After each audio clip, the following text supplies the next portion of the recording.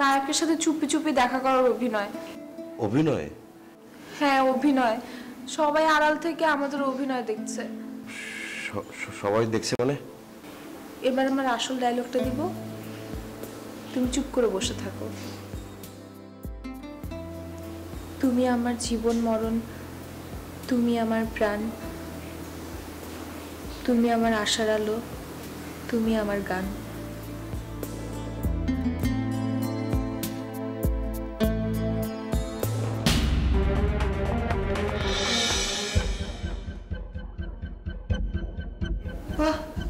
না, অভিনয় করছিল।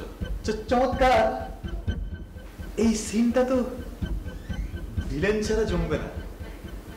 আমি পাঠিয়ে দিচ্ছি। আমার কোনো ঝামেলা হবে না তো?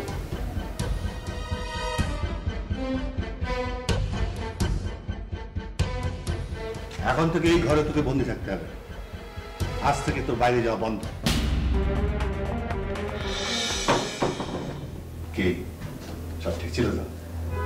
চমৎকার আঙ্কেল, রানী হবে আগামী দিনের superstar. Congratulation uncle. Congratulation sir. আমাদের ফিল্মি বাড়িটা কিন্তু বেশ সরগরম হয়ে উঠছে। এতদিনে মনে হচ্ছে আমরা আমাদের স্বপ্নের দিকে আগায় যাচ্ছি। ও জানো, কিন্তু আমার মনের মধ্যে কি যেন একটা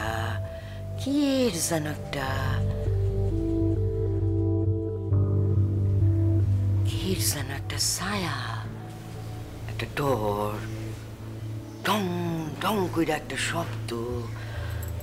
কি অলক্ষণে কথা? হ্যাঁ গো জানো, আমার না মাঝে মধ্যে এমন হয়, আমি আগে থেকে ট্যাগ পাইয়ে যাই। কি সর্বনাশ! তুমি ভালো করে বোঝার চেষ্টা করো, কি টের পাও, কিসের শব্দ শুনতে পাও? আমি জানি না রাজু, কিন্তু আমাদের সাবধান থাকতে হবে। আবার যেন একটা দুঃস্বপ্ন আমাদের তাড়া কইরা না বেড়ায়। স্যার কি খবর ম্যানেজার? স্যার স্যার কোনো হানে খুঁজে পাওয়া যাইতেছে না, কোনো হানে খুঁজে পাওয়া যাইতেছে না স্যার।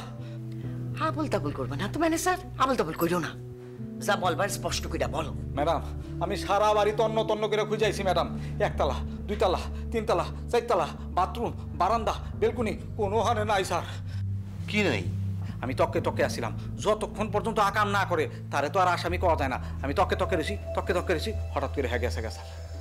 পালিয়েছে? কে পালালো? হিরো গেছে গা স্যার, হিরো, আমগো হিরো রতন খান পলায় গেছে স্যার। পালালো? কেন পালালো? আচ্ছা ঠিক আছে, তুমি খোঁজো। হ্যাঁ খোঁজো, ভালো করে খোঁজো। জি। পালালো কে? দেখ সুরাজু, আমি তোরে বলছিলাম না, কিছু ঘটার আগে আমি ঠিক টের পাই।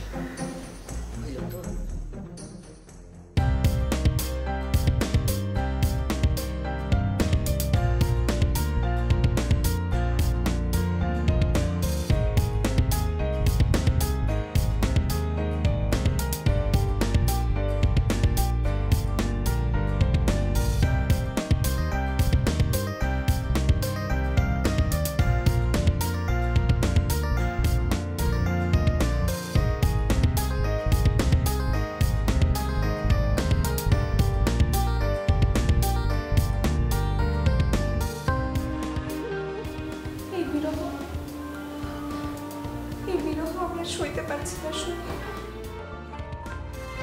তুমি এত সুন্দর অভিনয় করো সই, আমি তো ভাবতেই পারছি না।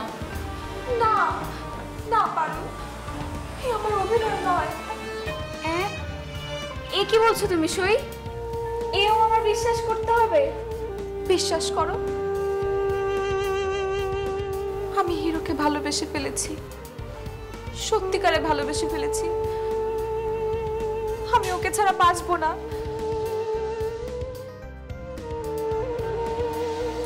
প্রাণ সখী রে ওই শুন কদম্ব তলে বংশী বাজায় কে, আমার হাতের চুড়ি খইলা দিমু,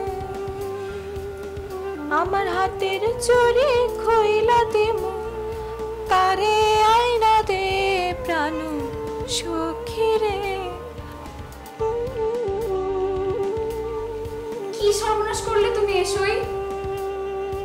তোমার হিরোর আমি এখন কই খুঁজে পাই? তুমি যে করেই হোক তাকে আমার কাছে এনে দাও। শুধু একটা কথাই জেনে রেখো, রতনকে ছাড়া রানী বাঁচবে না, বাঁচবে না। সই, তুমি তারে ভুলে যাও।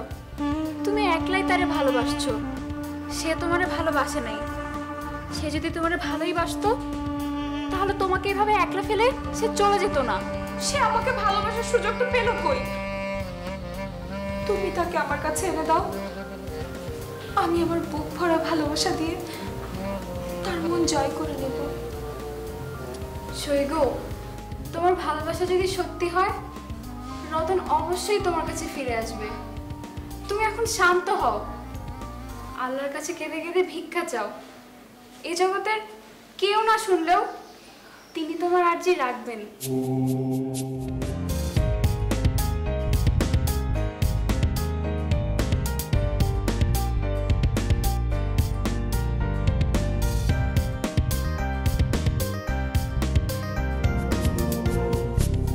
কি তুমি তো মন খারাপ করছো কেন? ও বেটা চলে গেছে, ভালো হয়েছে। ও যদি না যেত তাহলে তো আমি ওকে তাড়ানোর ফন্দি করতাম। কিন্তু এরকম একটা প্রতিভা এরকম অকালে ঝরে যাবে, ভাবতে পারো বিষয়টা তুমি?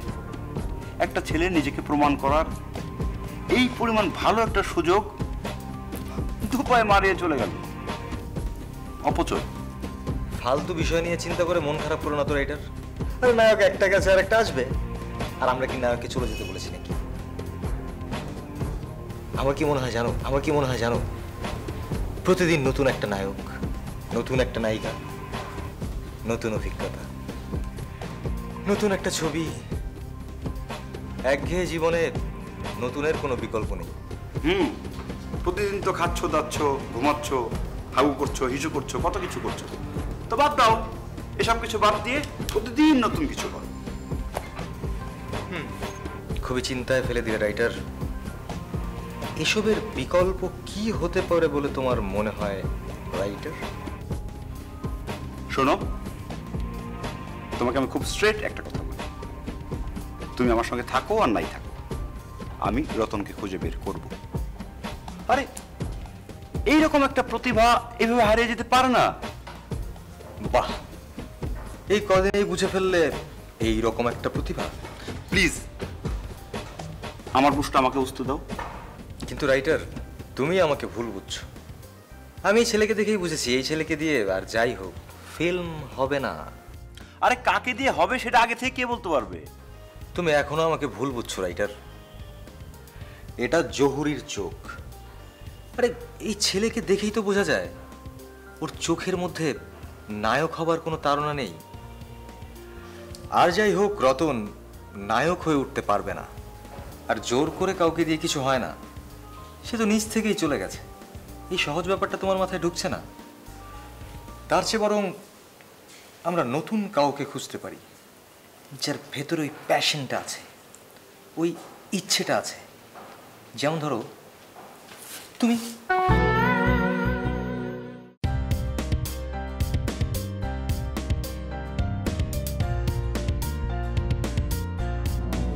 মজনু ভাই, তুমি তো এই ফিল্মি বাড়ির কলঙ্ক। একটা জলজ্যান্ত মানুষ দুম করে বাড়ি থেকে উধাও হয়ে যাবে আর তুমি কিচ্ছু টের পেলে না। আরে বাবা রে, কেউ গেলে আমি কি করুম? আর তাছাড়া কি হ্যাঁ আমার কয়ে গেছে নাকি? ব্যাস, তোমার দায়িত্ব শেষ, তাই না? তুমি কি তাকে খুঁজে বের করার চেষ্টা করেছিলে? আরে ঢাকা রে কি কয়? এটা কি ঢাকা শহর কি একটা ছোট্ট মহলা যেখান থেকে খুঁজে বের করুম? আরে বাবা রে, ঢাকা শহরকে একবার হারা গেলে কাউরে খুঁজে পাওয়া যায় না, তুমি জানো? অকারণ অজুহাত দেখাবে না মজনু ভাই। তোমার ঘটে যদি বুদ্ধি থাকতো তাহলে তুমি ঠিকই তাকে খুঁজে বের করতে। তোমার ঘটে না ওইটারই অভাব। কিসের? তুমি কিন্তু আমার অপমান করতে। হাই, মান অপমান বোধ যদি তোমার মধ্যে থাকতো তাহলে তুমি ঠিকই তাকে খুঁজে বের করতে। ঠিক আছে, ঠিক আছে, তোমারে আমি চ্যালেঞ্জ করলাম, যদি 24 ঘন্টার মধ্যে হিরোর আমি না পাই, তোমায় আমারটা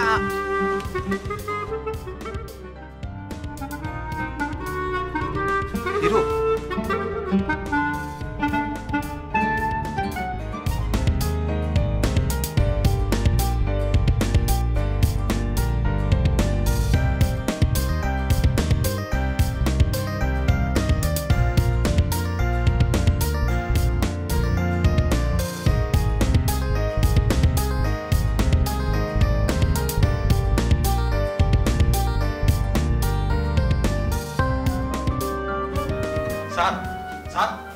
হিরো নিজেই ফিরে এসেছে স্যার। ওই যে কোথায়? ওই যে আসেন। সারাদিন তুমি কোথায় ছিল? চুপ করে থাকো না, উত্তর দাও। স্যার একটু বাইরে গিয়েছিলাম। এটা কোনো উত্তর হলো না রতন খান। আমি জানতে চাই তুমি কোথায় গিয়েছিলে, কেন গিয়েছিলে। তুমি বাইরে যাওয়ার আগে একবার মনে হয়নি যে কাউকে বলে যাওয়া উচিত ছিল? স্যার দুঃখিত স্যার। দুঃখিত বললে হবে না তো রতন খান। আমি এর উত্তর চাই। আমরা সবাই মিলে তোমার জন্য টেনশন করবো, এর কোনো মানে হয় না। এটা একটা ফিল্মি বাড়ি, তোমার বাইরে বেরোনোর দরকার কি? এখানে নায়ক নায়িকা তৈরি করা হচ্ছে, আর ম্যানুফ্যাকচারের আগে প্রোডাক্ট বাইরে যায় কি করে? এটা আমি কিছুতেই মেনে নেবো না। স্যার স্যার আমি ঢাকা শহরে এসেছি খুব ছোট্ট একটা স্বপ্ন নিয়ে। আমি আমার মায়ের মুখে হাসি ফোটাতে চাই। স্যার আমি আপনার নায়কের চাকরি করতে পারবো না স্যার। কি বললে তুমি? আমার মুখের উপরে এত বড় কথা বললে? এই চাকরি তুমি করবে না? জি স্যার। স্যার আমি একটা চাকরির ইন্টারভিউ দিয়েছিলাম, চাকরিটা আমার হয়ে গেছে। স্যার দয়া করে আমাকে বিদায় দিন স্যার। নায়ক তো স্যার আপনি আরো অনেক পেয়ে যাবেন। তাছাড়া আমি খুবই সামান্য এক চাষির ছেলে, গরিব এক মায়ের সন্তান। এত বড় স্বপ্ন দেখার মতো সাহস আমার নেই স্যার। এ কথা বললে তো হবে না এখন রতন খান। আমরা রানীর বিপরীতে তোমাকে নায়ক হিসেবে সিলেক্ট করেছি, সুতরাং এখন তোমাকে থাকতেই হবে। তুমি চলে যাওয়া মানে আমাদের পিছিয়ে পড়া, এটা আমাদের যে অপমান। সুতরাং তোমাকে থাকতে হবে এবং তোমাকে নায়ক হতে হবে। স্যার আমি নায়ক হব না স্যার। আলবাত হবে। এখন তোমার নায়ক না হয় কোনো উপায় নেই। ম্যানেজার। জি স্যার। ওকে আটকে রাখো যাতে কোথাও পালাতে না পারে। জি স্যার। স্যার ধরো। স্যার এটা কি করছেন স্যার? স্যার আপনি এভাবে বন্দি করে রাখেন।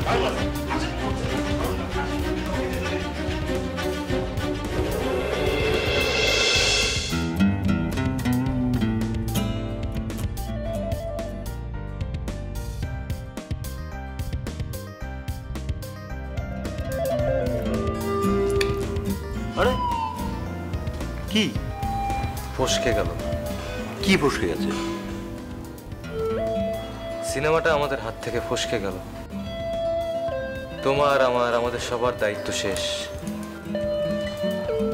তার মানে এই গল্পের চিত্রনাট্য আর আমাকে লিখতে হবে না? না, হবে না। তুমি এটা এখনো বুঝতে পারছো না? অদৃশ্য কেউ এই চিত্রনাট্যের দায়িত্ব নিয়ে নিয়েছে।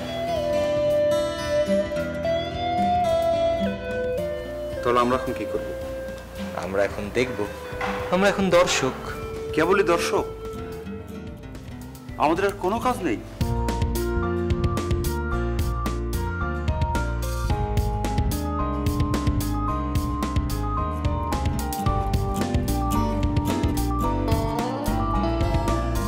মনে হচ্ছে এখন আমাদের কিছুই করার নেই লাল। এখন যা ঘটার নিজে নিজেই ঘটবে। তোমার কিছু করার না থাকলেও আমার আছে। আমার কেন জানি মনে হচ্ছে আমাকে খুব শীঘ্রই একটা অ্যাকশনে যেতে হবে, তবে ঠিক প্রপার টাইমিং এর জন্য ওয়েট করছি। লাল তোমাকে তোমার সুবিধা মনে হচ্ছে না? তুমি কি করতে চাও? তুমি যদি এই ফিল্ম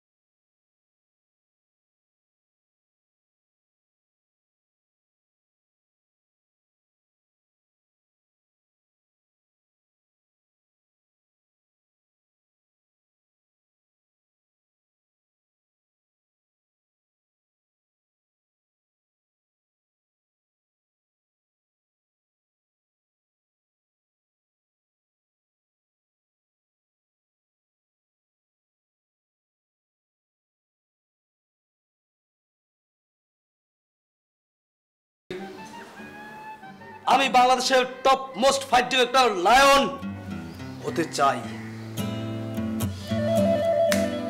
আমিও টপ মোস্ট সঙ্গীত পরিচালক আসিফ জাহাঙ্গীর হতে চাই। হ্যাঁ, ওই না করে গল্পে কোন গানটা ফিট করা যায় সেইটা ভাবো, নিজের জায়গাটা আগে তৈরি করো।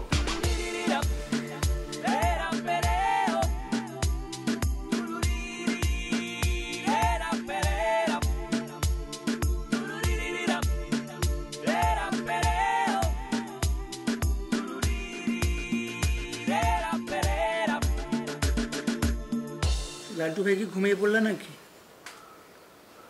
লালটু ভাই, চাইলেই বুঝি ঘুমিয়ে পড়া যায় না? আমার বুকের ভেতর কিছু ঝড় তুফান হচ্ছে, সেটা শুধু আমিই জানি। কি যে হচ্ছে আমি কিছুই বুঝতে পারছি না। যাই ঘটুক, তা কত স্বপ্ন দেখেছিলাম আমি ওকে কক্সবাজারে গান করাচ্ছি, অনেক চমৎকার চমৎকার মুদ্রা বানিয়েছিলাম, সেই মুদ্রার সাথে ও নাচ করছে। ওকে যা মানাতো। এখন কি তুমি ওকে নিয়ে স্বপ্ন দেখতেছো নাকি লালটু ভাই? একদম আজে বাজে কথা বলবে না। আমি ওকে নিয়ে স্বপ্ন দেখবো কেন? তুমি একবার ভেবে দেখো তো, আমাদের ইন্ডাস্ট্রিতে ওর মতো আর একটা হিরো কি আছে বলো? আমাদের দেশে তো ঋত্বিক টাইপেরও একটা হিরো নেই। আমি ভেবেছিলাম ও সেই অভাবটা পূরণ করবে। ওর নাচ, ওর পারফরমেন্স দর্শক মুগ্ধ হয়ে দেখবে, আর আমি হলে বসে বসে দর্শকদের সেই ভালোবাসা গ্রহণ করব। আর কেউ না জানুক, আমি তো জানতাম ওর এই সফলতার পেছনে কার অবদান। ওর আশা বাদ দিয়ে অন্য কাউকে খুঁজে বের করো, বুঝলে লালটু ভাই? তুমি এইভাবে আমার সাথে কথা বলতে পারলে, এই জন্য আমি আমার কোনো ফিলিংস তোমার সাথে শেয়ার করি না।